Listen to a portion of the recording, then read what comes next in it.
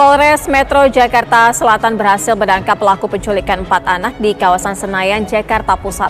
Salah seorang tersangka penculikan 12 anak yang ditangkap itu mengaku sebagai mantan napi terorisme.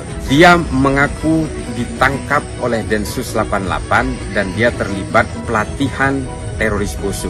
Dan dia juga pernah mengakui itu ketika dia diundang dalam podcastnya Refli Harun.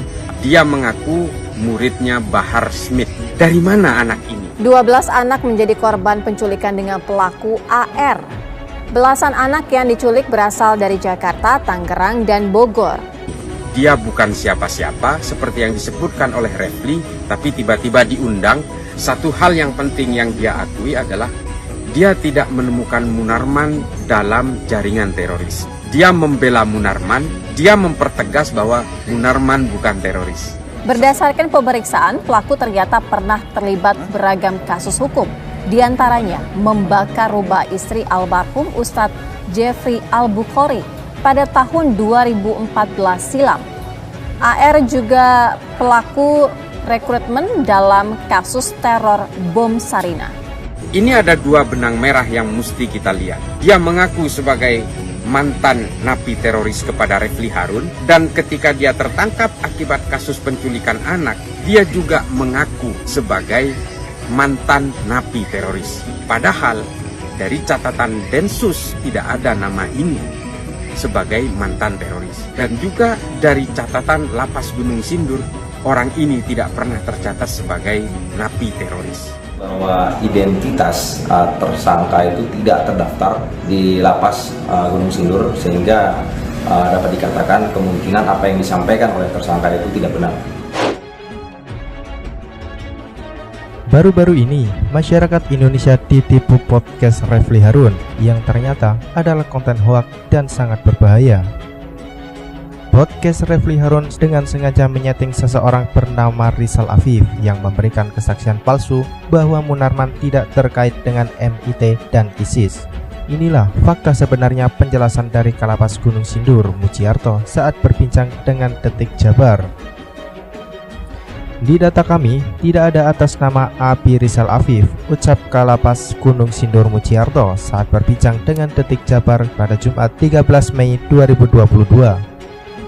Mujiarto menjelaskan, adapun dalam data yang didapat, ada satu nama Muhammad Rizal alias Ijal bin almarhum Sulaiman yang memang baru keluar dari lapas tersebut. Dia baru bebas pada 12 Januari 2022. Namun, napi tersebut bukan narapidana teroris. Menurut Mujiarto, pria tersebut merupakan napi kasus penipuan. Ada yang bebas dari Lapas Gunung Sindur tanggal 12 Januari 2022 atas nama Muhammad Rizal alias Ijal bin almarhum Sulaiman dengan kasus 378 penipuan. Kalau memang orang yang sama dengan Abi Rizal Afif, tutur dia. Yang jelas, tidak ada warga binaan maupun mantan warga binaan atas nama Abi Rizal Afif di Lapas Khusus Gunung Sindur, kata dia menegaskan. Diberitakan, polisi mengungkap kasus penculikan bocah asal Bogor dan bocah asal Jakarta Selatan yang terjadi dalam kurun waktu berdekatan.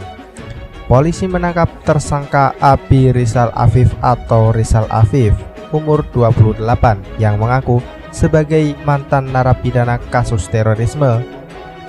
Di sisi lain, pegiat media sosial Eko Kuntadi atau Eka menyindir pakar hukum tata negara Refli Harun soal pelaku penculikan belasan bocah yakni Rizal Afif yang mengaku sebagai mantan napiter itu.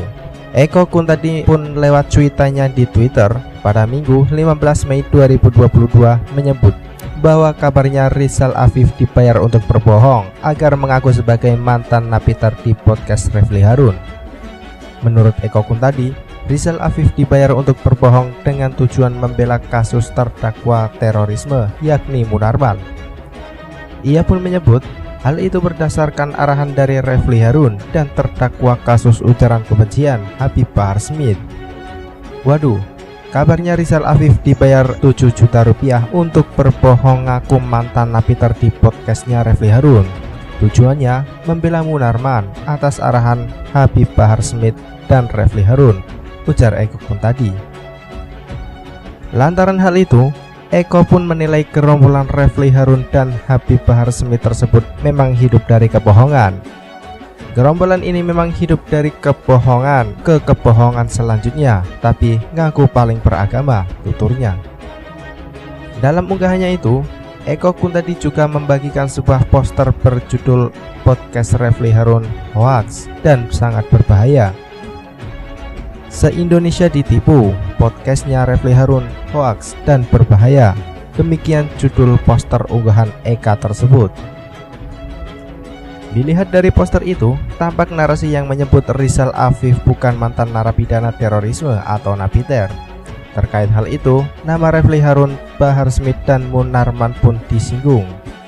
Rizal Afif bukan mantan napiter. Refli Harun adalah sutradara di balik semua ini. Dia, Bahar Smith, dan Munarman dalam satu lingkaran, tulis narasi poster itu.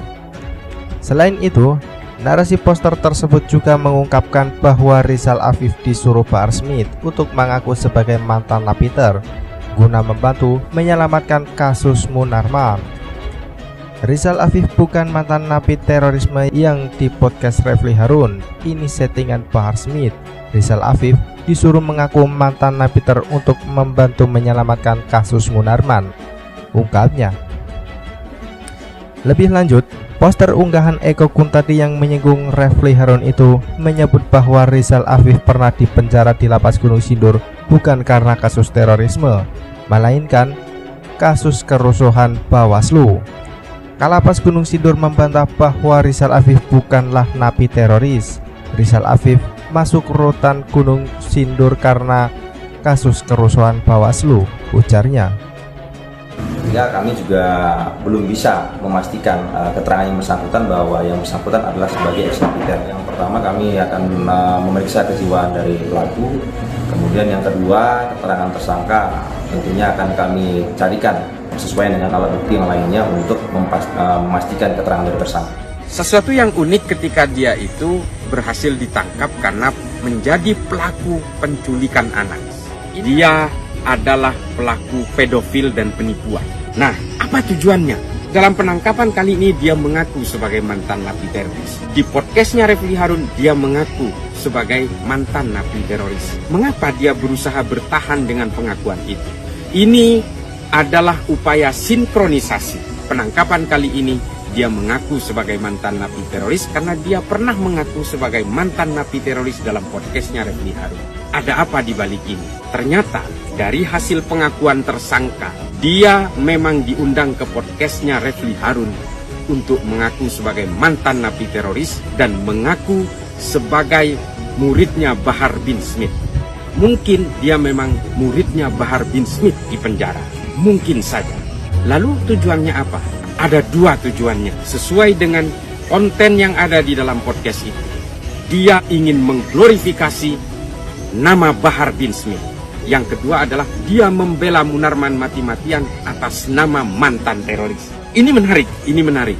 Saya tidak mau mengatakan bahwa ada apa dengan podcast Refli Harun. Seorang yang tidak terkenal tiba-tiba dimunculkan dalam podcastnya mengaku mantan napi teroris, lalu diundang berbicara, mengagung-agungkan Bahar Smith, dan kemudian juga membela Munarman di situ. Dan apa ujung-ujungnya? Dia tetap mengaku sebagai mantan napi teroris. Dia ingin bertahan dan berusaha mensinkronisasi pengakuan dia dulu di podcast Refli Harun dan pengakuan dia terhadap penyidik hari ini. Tapi ternyata semuanya buyar. Dari sini kita bisa menarik benang merah. Ada apa dengan Refli Harun? Ada apa dengan tersangka Rizal Afif ini? Dan ada apa dengan Bahar bin Smith? Ini semua adalah satu lingkaran kebohongan untuk membela kebohongan. Ini adalah lingkaran kejahatan untuk membela kejahatan. Ada 3 poin penting di sini, 3 sosok penting: Bahar Smith, Refli Harun, dan juga Rizal Afif. Ini tidak sesederhana yang kita bayangkan. Kita tunggu hasil penyidikan pihak kepolisian berikutnya. Kita tunggu pengakuan-pengakuan dari Rizal Afif ini sampai semuanya terbongkar. Karena bagaimanapun kebenaran akan muncul dengan logikanya sendiri.